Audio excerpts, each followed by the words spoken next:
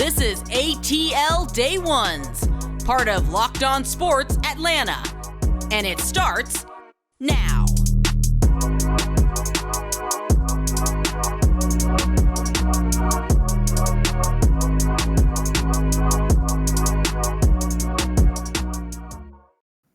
It is ATL Day Ones with Jarvis and Tenitra on Locked On Sports Atlanta. It is a Monday, Tenitra, and it's NFL Draft Week, baby. What's going on? How you doing? I don't know about you, but I am super psyched this week. Clearly. Yeah. I love it. It makes one of us, but we'll deep dive into that in the second segment. Oh yeah. See, that's why I came out with the energy, because I know how you are, and I know. Oh, I got energy. Oh yeah, I know you got energy, but it's a different type of energy. It might be a little different today. It's a slap your sibling energy for Tenitra today. We're definitely going, and why she's ready to slap somebody, because we already know what happened with the Hawks. We're going to do a deep old dive into that. But before we get there, I think that, we're going to definitely let you know who we're going to take with the 100th and 14th overall pick for the Atlanta Falcons, where they're going to go in the 4th round pick. And also, we're going to recap what happened with the Braves over the weekend. Obviously, they lose to the Marlins.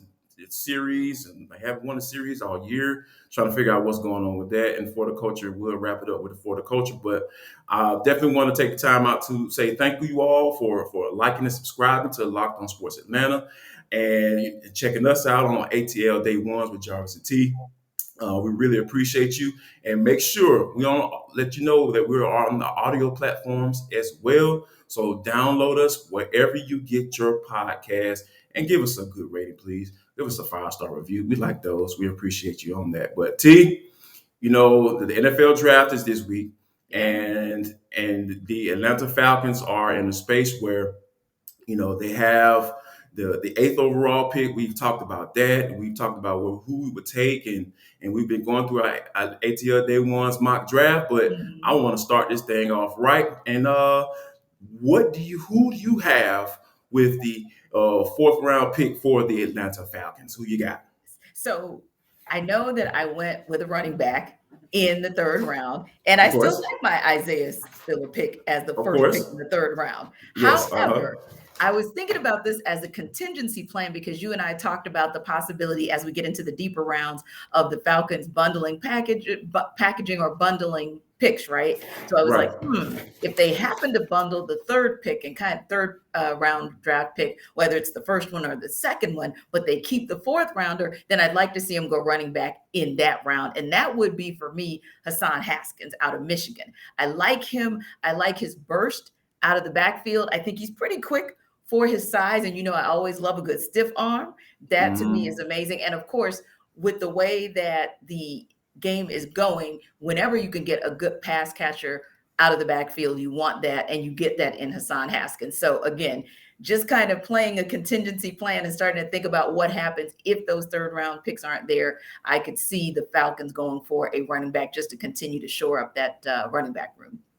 Well, I would definitely say this. I like that pick because I think that we're on the same page, but I went with a different running back. Okay. I went with the running back out of Georgia, 114th overall pick. I like it. James Cook. That is he the has guy a theme that here. Notice. Yes.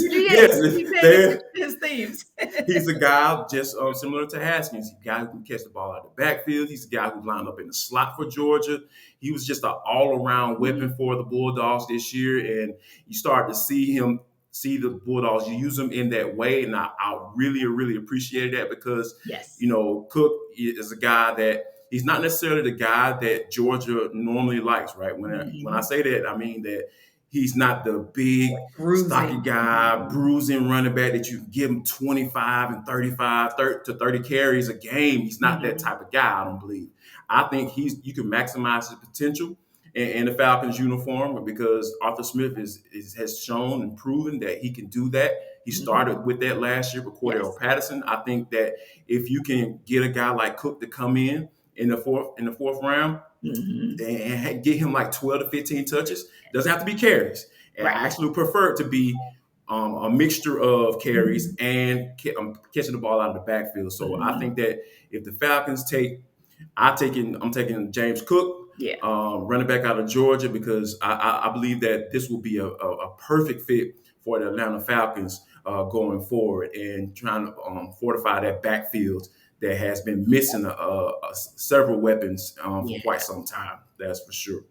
All right. Speaking of missing, the Atlanta Braves, they were missing all over the weekend, and they lose the series, like I said, to the Miami Marlins. And one thing about the Braves, I think that when you think about where they are right now, for me, it just kind of seems like they're waiting on Ronald Acuna to come back because, I know the original date was May 6th. Now their reports they're saying that he may be coming back around May the 2nd.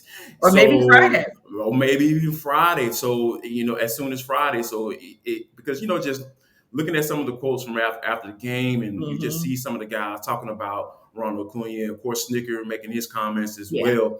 It just seems like they're just waiting around for him. And now, granted, more than likely, they're going to get a nice bump when he comes back into the lineup, because a lot of guys get bumped down and moved into slots where they're supposed to be. Ozzie Albies has been solid at the leadoff spot, but he's not a leadoff hitter in my eyes. So I think that you're going to get a nice bump. However, I just believe that they need to get this thing going before he comes back so he can add on to the momentum that they start to build. Because sitting at 7-10, early on in the season, just like they were last year, they had the same exact record through 17 games. I just believe that they're in a space where it is time to really start to get this thing rolling.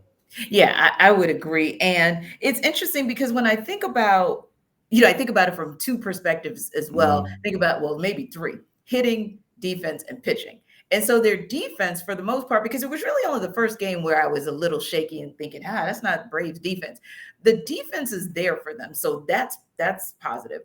Pitching, it's kind of up and down, but we're seeing instances of brilliance, right? Max Fried showed us a Max Fried game recently. Kyle Wright is, I want to say, kind of like a pleasant surprise. And then the bullpen with a Spencer Strider and a Colin McHugh have done fine, right? But we still go back to the hitting, which they're actually in a better position. I was reading this article and I actually pulled it today because home runs are not the Braves' problem. Home runs are actually the problem of the majority of Major League Baseball.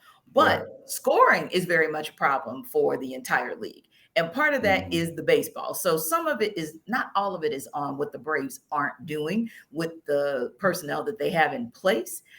And some of it is Brian Snitker just kind of playing around with his lineup to just kind of see what works. Maybe, like you said, until they get Ronald Acuna Jr. back, but also maybe because we are early enough in the season for you to be able to play around and tinker with the lineup until you get it kind of in working order. So I'm still going to step back and say one thing about ATL Day Ones is we have not panicked and we're not going to panic, but it'll be interesting to kind of see, okay, you have another one of these series kind of with the Cubs after you had a series with the Marlins where everybody was like, clearly you own them, so you should own them again. Right. Yet you didn't own them this time. So it was one of those where I said, okay, so Marlins, Heat, Inter Miami. So Miami fans are just living rent-free in our heads these days because we just 0-3 on Sunday, 2-4 against Miami teams the entire weekend. But again, even with United, there was still a lot that was good to take away. They had chances, they just did not capitalize enough to be able to pull off getting 3 points out of that match. So we'll see what happens, but still encouraged by the Braves, just like you said, waiting to see as the days go by. Are we still going to stick with May 6th? Are we coming back to May 2nd? Or even will we see him at the end of this week?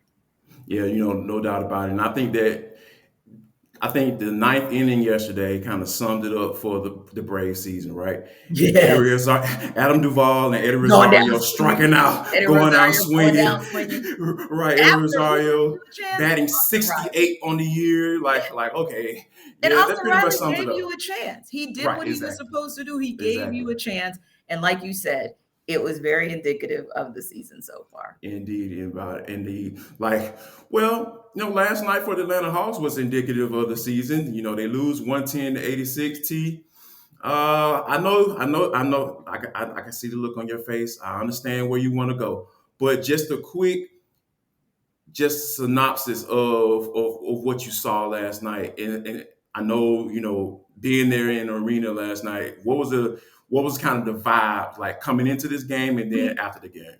Yeah, one song, and I hate to kind of play on words, but I'm going to play on words here.